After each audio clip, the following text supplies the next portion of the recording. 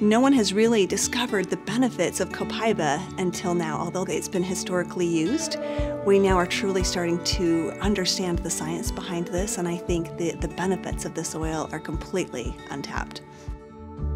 We had to wait until after January as the waters came up so that we could access the trees. So their main collection season is between January and June when the water is high. So now we're going to go up and see the Copaiba trees firsthand and see how they collect the resin. The way that oil is extracted as an oleoresin is that a tree is tapped like you would a maple tree. And as that tree is stressed, that oleoresin then is called to the source of where it's been stressed.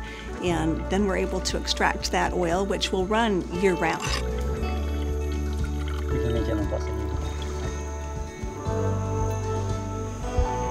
Here about an hour and a half as he's drilled through the tree to collect just this much oil.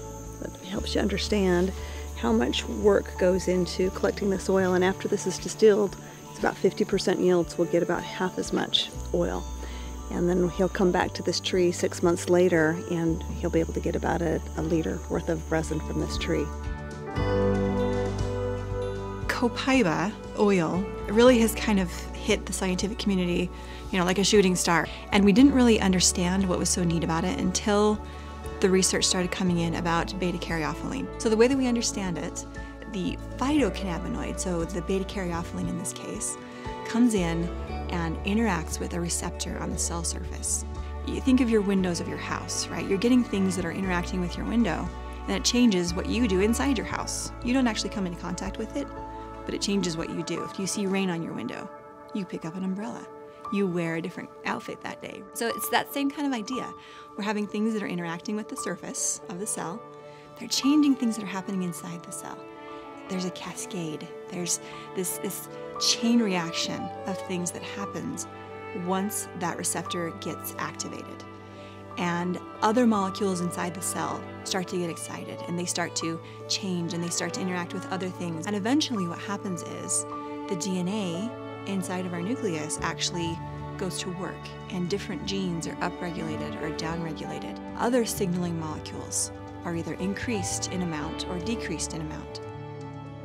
In the end product, what we're looking for is we want exactly what we find in the plant, and that comes with a lot of time and a lot of experience in understanding the plant materials that you're working with, and even the uniqueness of the chemistry, whether we have dominant compounds or whether we have more subtle compounds in chemistry within the oil. Each one of them plays an important role in the value of the overall constitution of the oil and the benefits that we can expect to have from that oil. One thing that is unique about our Copaiba essential oil is that we're using 4 different species from the Copaiba trees. This makes a very complete profile, where you see maybe other Copaiba that is offered, and it's just simply a fraction, which is just a part of all of the components that are available through the different species. Where we're using all 4, the reason we've done this is to create a unique synergy with the chemistry. Not only are we looking for purity, but we're also looking for therapeutic potency.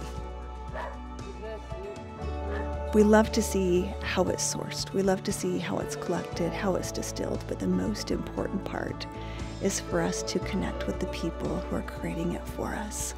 These are real people. Their lives matter.